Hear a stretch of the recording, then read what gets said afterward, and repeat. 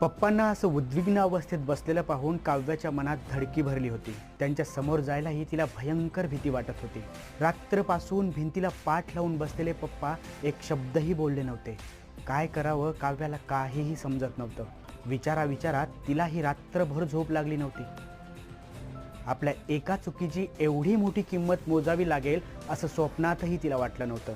काहीही झाले तरी ताईकडे गेलेली आई घरी येण्याआधी झालेल्या प्रकारावर पप्पांशी बोलणं गरजेचं आहे असं काव्याला राहून वाटत होतं। पण पप्पाच्या समोर जायचं कसं हा मोठा प्रश्न तिला पडला होता।